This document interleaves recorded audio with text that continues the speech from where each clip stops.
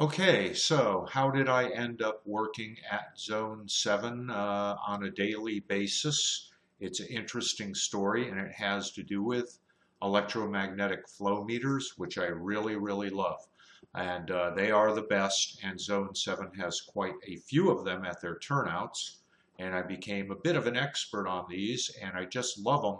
They're the best if they're properly installed, which brings us to there was a giant one on the settling and water management influent basin at the ultrafiltration plant, which I understand isn't running anymore, and that makes sense. But I went out to do the typical calibration on it, and that was when I discovered that the numbers on the flow tube plate did not match the numbers in the converter. So I was able to work out that the converter was reporting twice as much as it was sensing from the tube. So what's up with that? I stopped immediately. I went back to the shop and I related this to Tom Bernard, who was your technician at the time. And there was a guy there named Bill, who was also from my contract outfit. He was a electronics technician. And without telling anybody, Bill went out to the flow converter and changed the number. He put the number from the plate into the flow converter. Ordinarily, that would be the right thing to do, but it was functioning properly, sensing, basically calculating twice the flow. So when he put that number in, now it was calculating half the actual flow. So it overfilled the basin. So it was a big mistake to mess with the thing. I mean, don't touch things if they're working. If it's not broke, don't fix it, etc. So that was the last I saw of him. I ran out. I got a call. I was in traffic. I ran out to the Patterson Pass. I put the incorrect number back in because, of course, I had it in my notes from just a couple hours previous. And it settled out and everything was fine. But that was the last time I saw that other contract technician. I never saw him again. And I was working at Zone 7 every day then.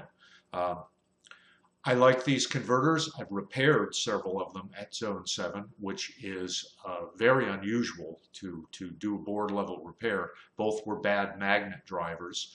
You had an installation where the flow tube was physically separated quite a bit from the building with the converter, and you had high tension lines going over the top, and those were interfering because the signal's very tiny coming off these flow tubes. And I managed to correct that by just grounding the heck out of everything. But I think one of the #1 lessons that I learned working with Rosemount, and I already knew this about getting phone support, to get phone support, good phone support, you have to know the product. You have to have read all the literature and the technical manuals that come with it before you call them. Otherwise, you're just going to annoy them, and the next time you call, they're going to send you to the owner's cousin-in-law or something like that, and you won't get good phone support.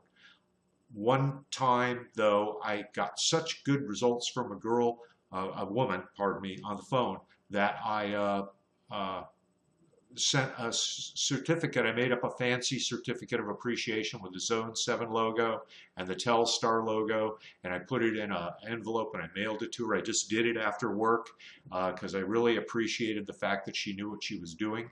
And probably 6 months later, I had opportunity or a reason to call phone support, and I asked if she was there, and they said no, and I said, and she got promoted. She'd gotten promoted and she wasn't on the phones. She wasn't a sales engineer anymore.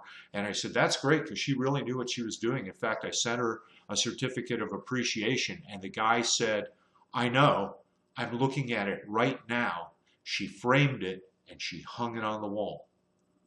So what I learned there is, and I already knew it, but if somebody really likes their job and is really into doing it well, any little sign of appreciation will be taken by them very highly. And that is one of the things I learned at Zone 7. So perhaps I'll get a chance to learn some more if you guys bring me on.